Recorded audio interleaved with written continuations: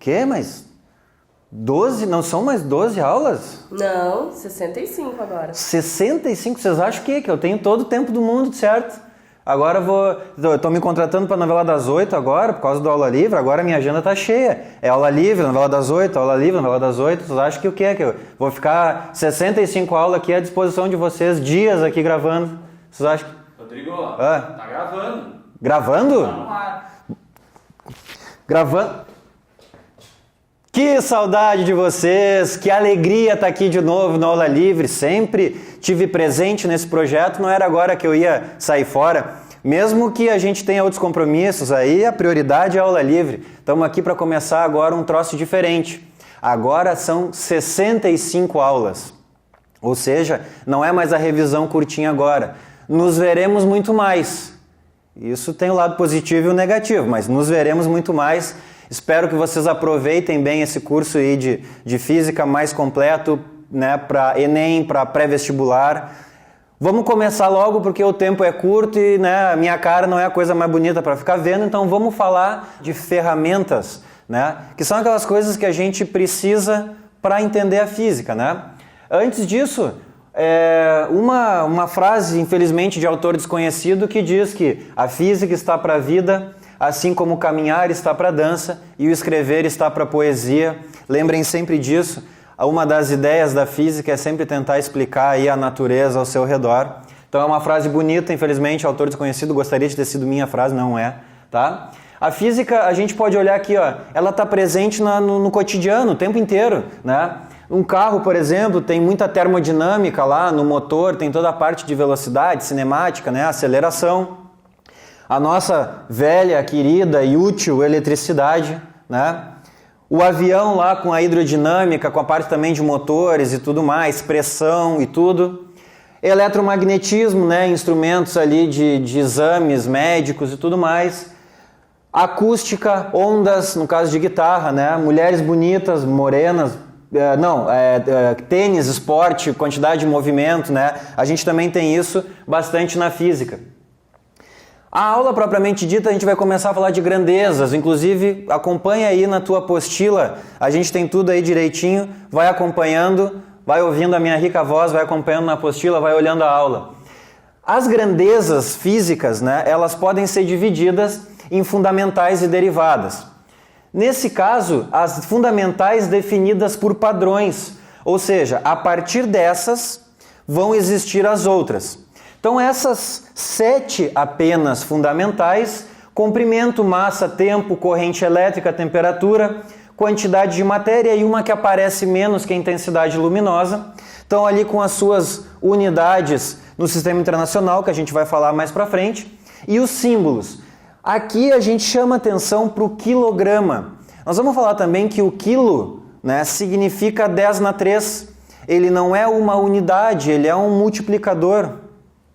Apesar disso, é a única unidade em que este múltiplo, né, esse símbolo, entra por grama ser uma unidade muito pequena. Então, quilograma é o nosso padrão. Algumas derivadas aqui, a gente tem também muitas conhecidas como área, volume, densidade. Vejam que área vai ser lado vezes lado. Então, um comprimento vezes um comprimento. Metros vezes metros, então metro quadrado. Da mesma maneira o metro cúbico e assim por diante. Vejam que a densidade, por exemplo, a gente normalmente vai falar em grama por centímetro cúbico. Essa é a unidade usual, mas não é a unidade do sistema internacional, a unidade padronizada. Ela vai ser quilograma por metro cúbico. Vejam que densidade vai ser massa por volume. Então também é muito simples de tu entender, né, de qual é a unidade que deriva. Vai derivar de uma unidade de massa dividido por uma unidade de volume. E assim por diante. Nesse quadrinho aqui a gente tem ali aceleração, força, pressão. Eu queria chamar a atenção porque pressão, a unidade é Pascal, o símbolo está lá, né, PA. Pascal é o nome do cara, é a homenagem que foi dada a ele. Mas a unidade no sistema internacional ali é Newton por metro quadrado. Para esta unidade Newton por metro quadrado, que é força sobre área, foi dado o nome de Pascal, né? Então é uma homenagem. Muitas vezes isso aqui em provas aparece lá como unidade fundamental Pascal. E aí o cara pensa, pô, Pascal vem do quê? Não, Pascal não vem de nada, Pascal é fundamental. Não é só a homenagem que é dada. Isso vai acontecer também ali para Watt, Coulomb e assim por diante. Certo? Para entender melhor o que virá pela frente, a gente tem que saber a diferença de grandeza escalar e vetorial, que é relativamente simples de entender. Escalar é aquela que a gente não precisa de complemento, ou seja, a gente tem uma informação e a informação está completa, né? Eu coloquei como exemplo aqui dois clássicos, né? Que é tempo e temperatura. Vocês podem ver no reloginho ali 14 horas e 10 minutos. Eu não preciso dizer que é 2h10 da tarde para a direita. Posso dizer se eu for louco, doido, sei lá, mas não precisa. É um complemento que não tem sentido nenhum, literalmente. Temperatura também. Hoje está calor, está 41 graus, 40 graus para cima, à direita. Não tem sentido. Então, 41 graus Celsius, né, faltou dizer a unidade, graus Celsius, é a unidade que complementa a informação e já era. E aquilo ali resolve o teu problema. Quando a gente pensar numa grandeza vetorial, nós vamos precisar de complemento. Ou seja, se vocês fecharem os olhos aí e ficarem ouvindo a minha voz e eu dizer para vocês o seguinte, olha, passou um passarinho aqui dentro e esse passarinho estava com uma velocidade de 5 metros por segundo.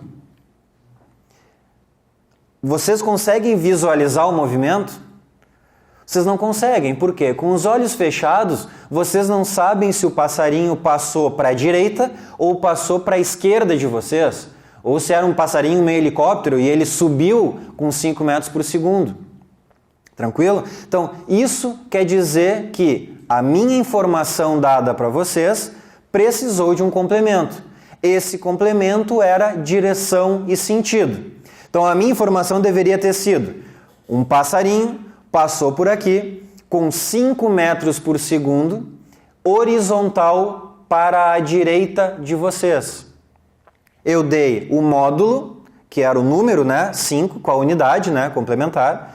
Direção horizontal, vertical, um ângulo com a vertical, um ângulo com a horizontal, isso pode acontecer também.